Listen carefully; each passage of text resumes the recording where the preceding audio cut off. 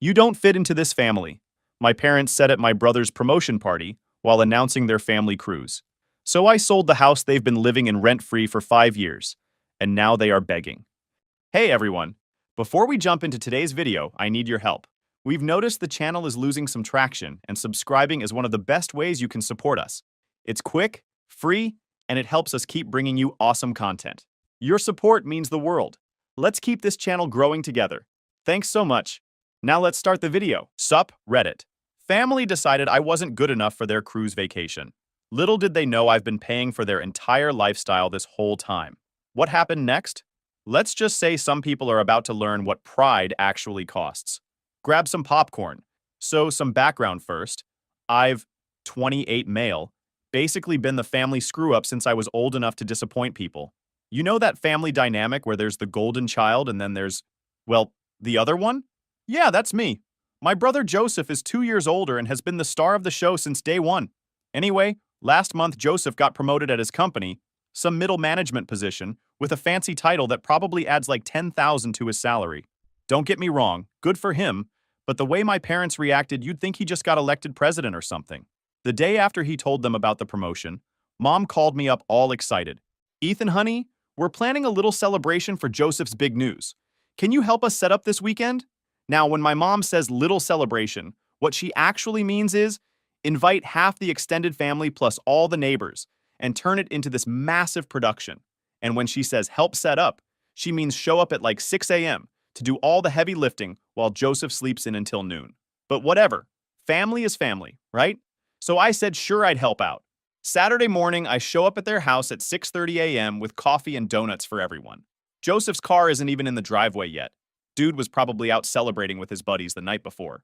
Oh, thank goodness you're here, Mom says when she sees me. We need to get the backyard completely rearranged before the caterer arrives at 10. So for the next 4 hours, I'm basically doing manual labor. My back is killing me, but I keep going because this is apparently my role in the family, the helpful one who doesn't complain. The party itself was actually pretty nice, I'll give them that. Good food, everyone seemed to be having a good time. Around 3 p.m., people started doing toasts. Uncle Mike went first with some speech about hard work and dedication paying off. Then Dad tapped his fork against his glass to get everyone's attention. The whole backyard went quiet, and all eyes turned to him. Before we wrap this up, he said with this huge grin on his face, your mother and I have one more surprise to share. I was standing near the back with a trash bag in my hand, picking up empty plates. Figured maybe they were going to give Joseph some money for a down payment on a house, or help him buy a new car. Something nice, but not too crazy. What came next, though? Man, I should have seen it coming, but I really didn't. We've decided to take the whole family on a 2-week European cruise to celebrate Joseph's achievement. The crowd absolutely lost their minds. People were clapping and cheering, hugging each other, already talking about how amazing it was going to be. I'm standing there still holding the trash bag thinking, okay, cool. This sounds awesome. When do we leave? I started mentally going through my client schedule, figuring out which projects I could wrap up early and which ones I'd need to postpone.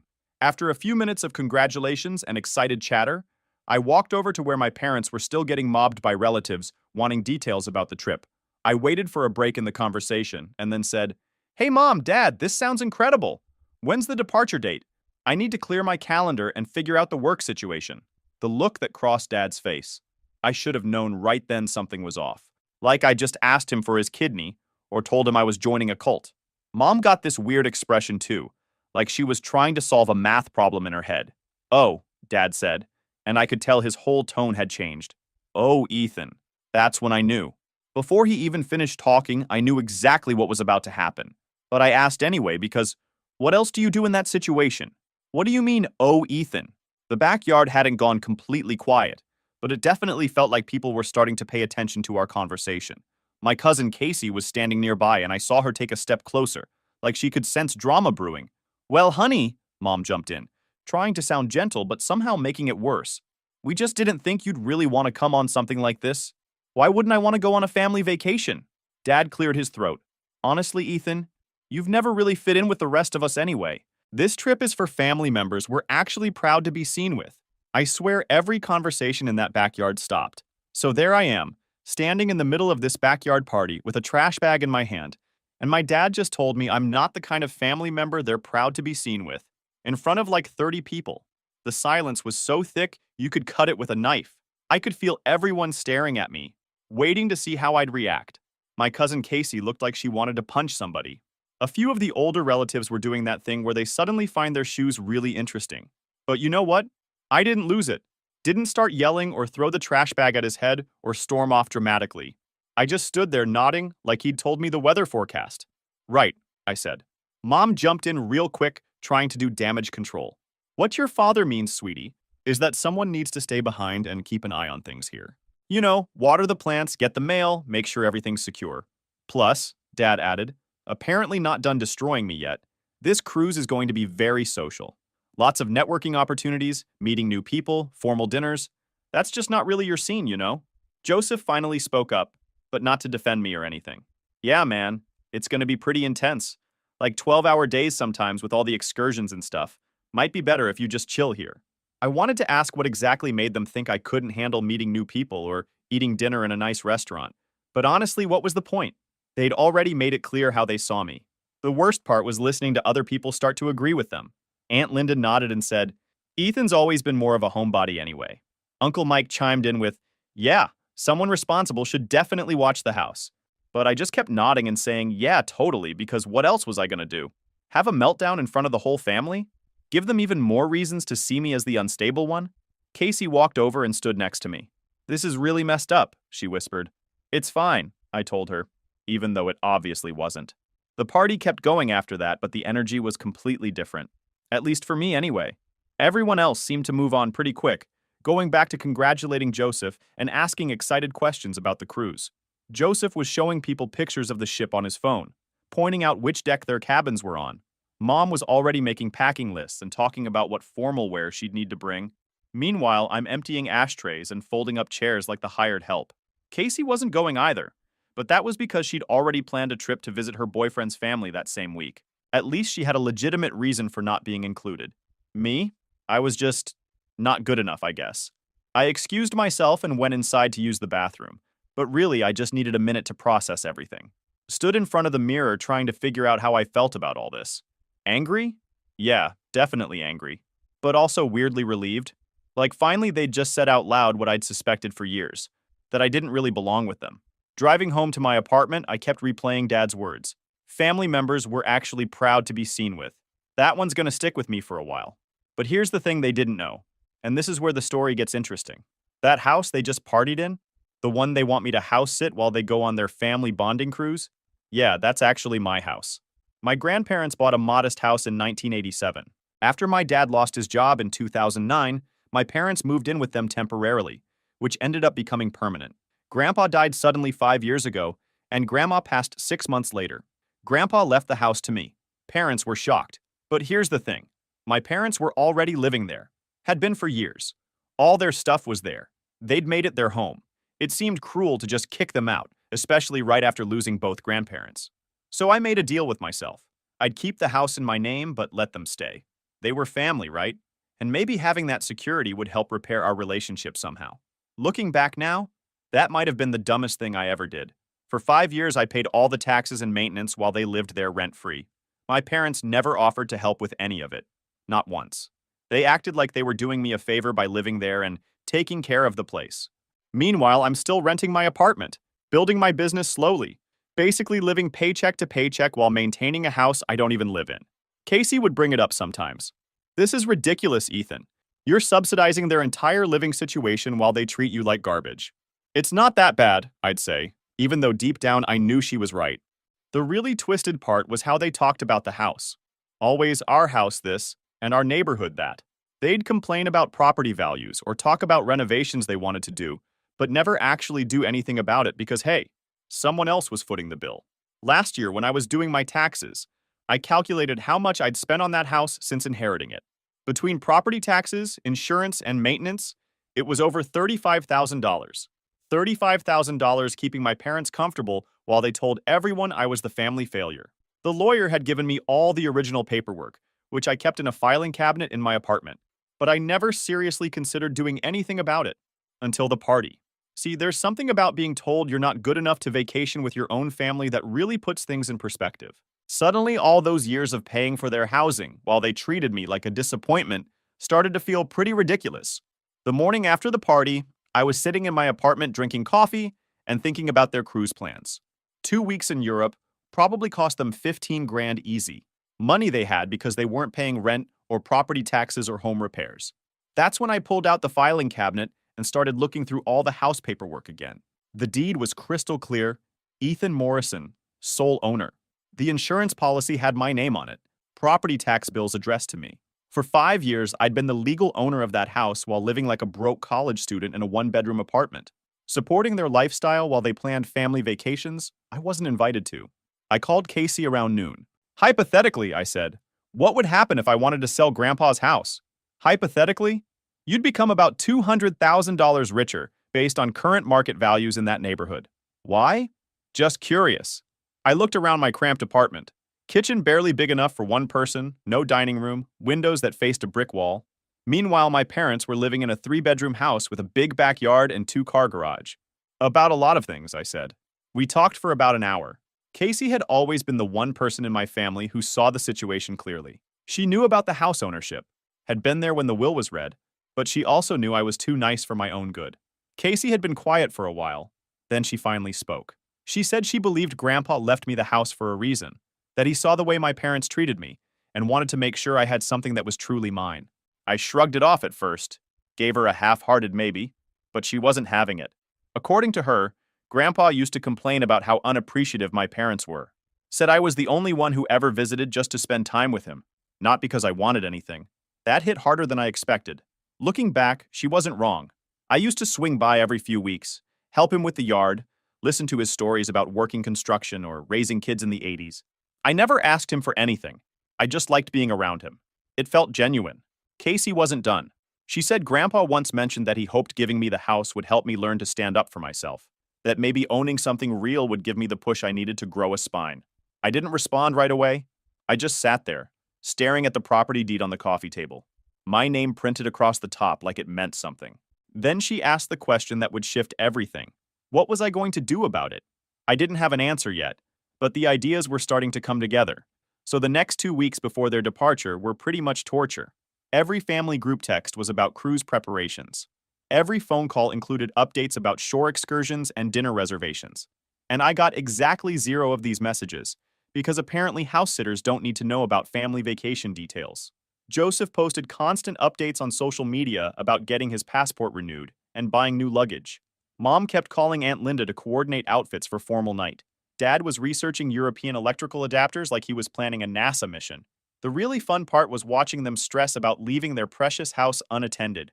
Mom must have called me 6 times the week before departure with random instructions. Make sure you check all the locks every night.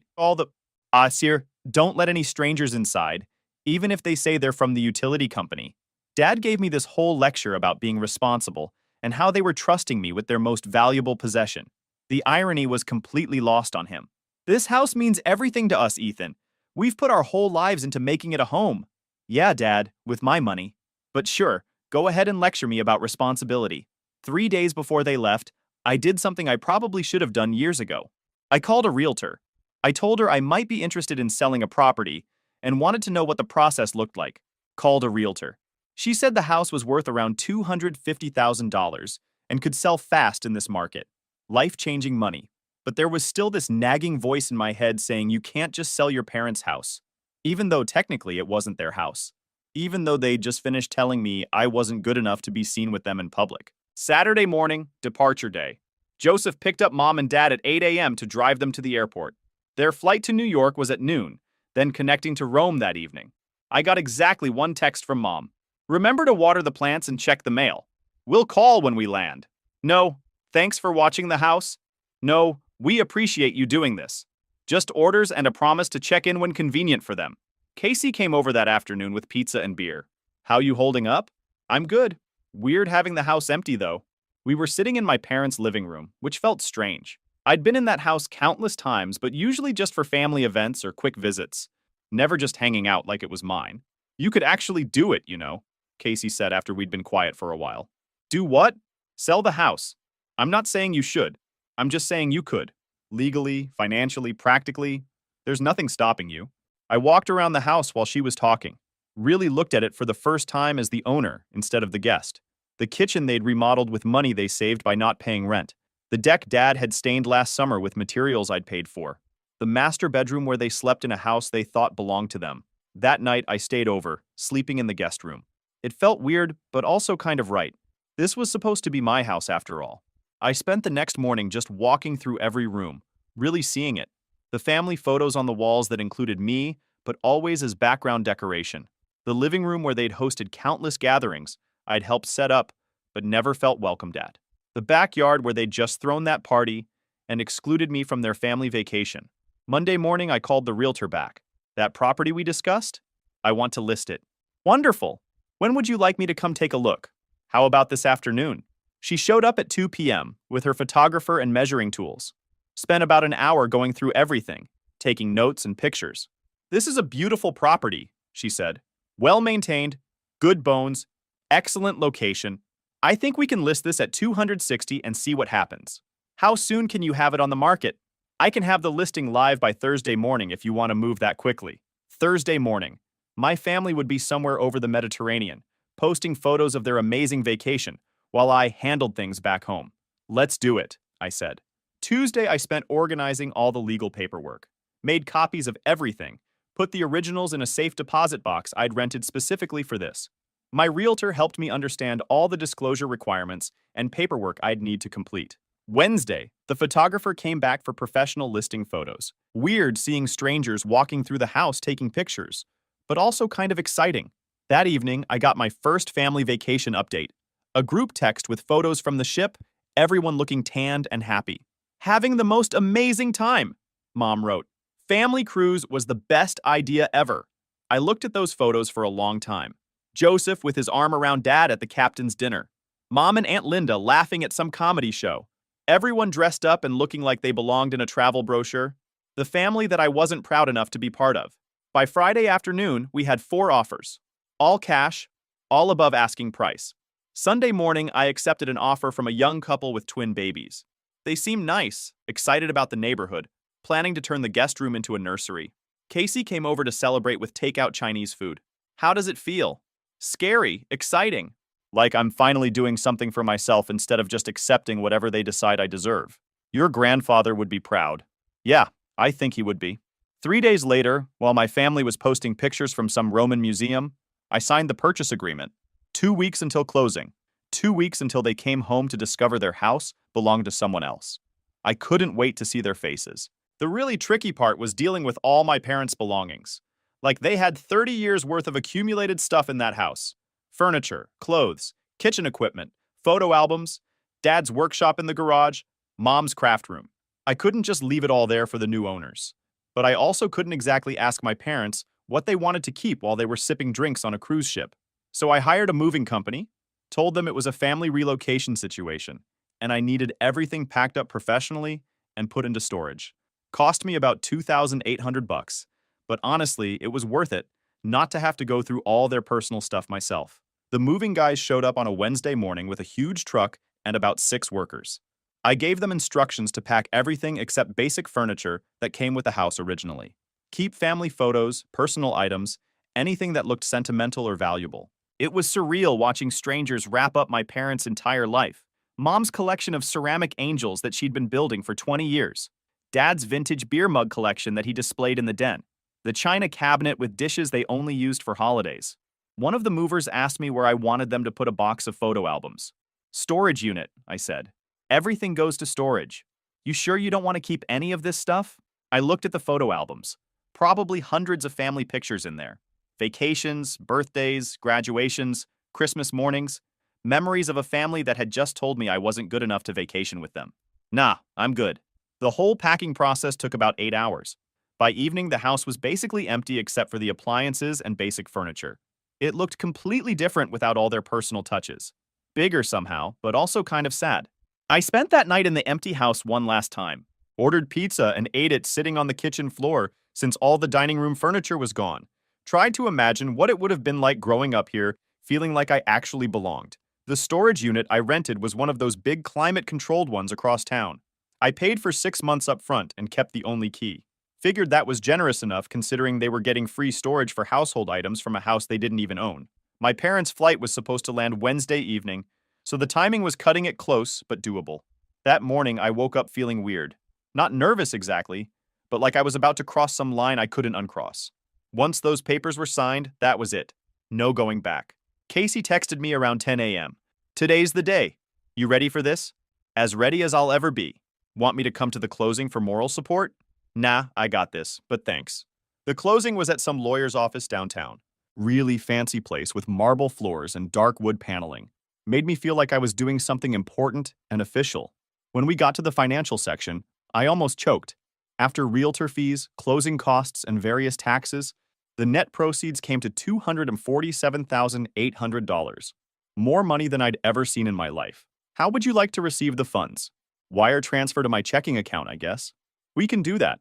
It'll be processed today and should show up in your account by tomorrow morning. After everyone else left, I sat in my car outside the lawyer's office for like 20 minutes, just processing what had just happened. I'd sold my family's house, my grandfather's house, the house I'd inherited and maintained for 5 years while being treated like a disappointment. It was done. No more property taxes, no more maintenance costs, no more subsidizing my parents' lifestyle while they excluded me from family activities. My phone buzzed with a notification from my banking app. Large deposit pending, $247,800. $247,000. From a house my grandfather left me because he wanted me to have security and stability. I drove to the storage unit to drop off the key and access information. Left it in an envelope with a note. Your belongings are in Unit 247B. Paid through January. Code is 0925. Same as Joseph's promotion date since that seemed important to everyone. Then I went home to my apartment and waited. Wednesday evening, I got a group text from Joseph. Landed! Amazing trip. Can't wait to tell everyone about it. Heading home now. I turned off my phone and went to bed early. Tomorrow was going to be interesting. Thursday morning, I woke up to 17 missed calls and about 30 text messages. It was time for the homecoming. First call came in around 6:30 p.m. Wednesday, probably right when they pulled into the driveway and saw unfamiliar cars parked there. Then a rapid-fire series of calls and texts as the situation escalated. Joseph's messages started confused. Dude, there are people in the house. Then worried. Ethan, call me back, something's wrong. Then angry. What the hell is happening? Answer your phone. Mom's texts were all panic mode. Ethan, please call immediately, there's been some mistake. These people say they own our house now. I don't understand what's happening. Dad's voicemails got progressively more furious. Started with demanding explanations, moved into accusations about how I must have screwed something up, ended with threats about what would happen when he figured out how to fix this mess. The best part was reading between the lines and imagining the scene. Picture this. They roll up to their house after 2 weeks of luxury cruise dining and European sightseeing, probably talking about what a great time they had, bonding as a family. Dad's got a tan. Mom picked up some Italian leather purse. Joseph's already planning his next vacation. Then they see Mark's Honda Civic in the driveway where Dad's truck should be parked. Maybe some kids' toys on the front lawn. Different curtains in the windows. I bet Dad's first instinct was to march up and demand these trespassers explain themselves. Can you imagine Mark answering the door, probably holding one of his twin babies, confused about why these people think they live in his house? The police got called at some point Wednesday night. I could tell because one of Dad's later voicemails mentioned talking to officers who confirmed the sale was legal, but couldn't explain how it happened. By Thursday morning, the tone of the messages had shifted. Less confusion, more rage. They'd clearly figured out that I was involved somehow, even if they didn't understand the full scope yet. I let them stew for most of the morning while I handled some business stuff. Around noon, I finally called Dad back. He answered before the first ring finished. Ethan, what the hell is going on? There are strangers living in our house. Hey, Dad, how was the cruise? Don't you dare play games with me right now. We just got back and some family is claiming they bought our house. The police said it was a legal sale, but that's impossible. Actually, Dad, it's not impossible. I sold the house. Silence. Then, you what? I sold my house. You know, the one Grandpa left me 5 years ago? Found a nice family who wanted to buy it? Ethan, that's our house. We've lived there for 15 years. You lived there. In my house. That I inherited. That I legally own. Well, owned. Past tense now. There was a long stretch of silence on the other end. I could almost hear him trying to make sense of what I'd just said, trying to piece together how it all happened without him knowing. He finally spoke, voice tense and shaken, telling me I couldn't just sell someone else's house, that it was insane, that I needed to fix it immediately. But there was nothing to fix. The sale was done, the paperwork signed, new owners already settling in. The money had already hit my account. There was no going back. That's when he made this strangled sound like someone had punched him in the stomach. The reality was finally sinking in. Where, where are we supposed to live? Gee, Dad, I don't know. Where was I supposed to live when you decided I wasn't part of the family? I heard Mom crying in the background. Then she grabbed the phone. Ethan, honey, please tell me this is some kind of mistake. We can't be homeless. Where are we supposed to go? Well, Mom, you've got all those family members you're so proud to be seen with. Maybe one of them can help you out. You know, the ones from the cruise I wasn't good enough to join. This is different, Ethan. We need somewhere to live, and I needed to feel like I belonged in my own family. Guess we don't always get what we need. Joseph tried the guilt trip approach, talking about family bonds and how we needed to work together to solve this. Pretty rich coming from the guy who didn't say a word when they excluded me from their family bonding cruise. The whole conversation lasted maybe 20 minutes before I got tired of the circular arguing and hung up. Blocked their numbers immediately afterward because I wasn't interested in round two. The peace didn't last long, though. Friday afternoon, I was working from home when someone started pounding on my apartment door like they were trying to break it down. I looked through the peephole and saw my entire family standing in the hallway. Mom, Dad, Joseph, even Aunt Linda was there. I opened the door but kept the chain lock on. Dad demanded I open up immediately, using that authoritative voice from when I was a kid. I told him I was fine talking through the chain. Mom started crying again about how I'd destroyed their lives. Joseph tried playing the reasonable mediator, saying we needed to fix this situation together. Dad pushed forward like he was planning to force his way in, but I made it clear he was staying put. That's when the real yelling started. Dad going off about ingratitude and family loyalty, how they'd raised me and put a roof over my head. I reminded him it was my grandfather's roof. Joseph joined in calling me childish and selfish. Even Aunt Linda was shaking her head calling me heartless. The neighbors started coming out to see what all the commotion was about. Mrs. Chen from next door was watching like this was premium entertainment. The situation was getting out of hand. I told them loud enough to cut through the yelling that they needed to leave immediately. Dad refused, saying they weren't going anywhere until I fixed this mess. So I pulled out my phone and called 911. Put it on speaker so they could all hear me report several people refusing to leave my apartment and causing a disturbance. When the dispatcher asked if I was in danger, I said no immediate threat, but they were being aggressive and wouldn't leave when asked. The hallway went completely silent watching me give my address to the police. I told my family officers would be there in 10 minutes, and it was their choice whether to still be there when they arrived. Mom whispered something about calling police on family. I reminded her she'd called me someone she wasn't proud to be seen with. Dad looked like he wanted to keep arguing, but Joseph grabbed his arm and said they were leaving. Dad turned back at the elevator with some threat about this not being over. I told him it really was over and watched them disappear. Called 911 back to cancel the officers, since the situation was resolved. Casey came over that afternoon with takeout and congratulations. She'd heard through the family grapevine that my parents had spent Wednesday night at Joseph's apartment and were currently trying to figure out temporary housing arrangements. Apparently, the family group chat had exploded with theories about what happened. Some people thought it was identity theft or fraud. Others wondered if I'd had some kind of mental breakdown. A few relatives were actually asking questions about how exactly my parents had been living in a house they didn't own. The fallout spread pretty quickly through the extended family network. Aunt Linda called her husband, asking if they knew I owned the house. Uncle Mike started wondering why my parents never mentioned paying rent to anyone. Cousins were digging through old conversations trying to figure out when this ownership transfer had happened. By Friday, the story had evolved into this dramatic tale of family betrayal, with my parents positioned as the victims of my sudden cruel streak. Mom was telling people I'd had some kind of psychological break and turned against the family for no reason. But Casey was also hearing a different narrative from some relatives. Questions about why a 28-year-old was maintaining a house for his parents without compensation. Comments about how the cruise exclusion had been pretty harsh. Speculation about whether there was more to this story than my parents were sharing. The really interesting development came over the weekend. Joseph posted on social media about the difficult family situation they were dealing with, asking for prayers and understanding during this challenging time. Carefully worded to make himself look sympathetic without admitting any details. But the comment section told a different story. Several people asked why Ethan wasn't included in any of the cruise photos. Others mentioned how I'd seemed upset at the promotion party. A few family friends started putting pieces together and asking uncomfortable questions. Monday morning, I got a call from my parents' insurance company asking about the property transfer and whether coverage needed to be updated.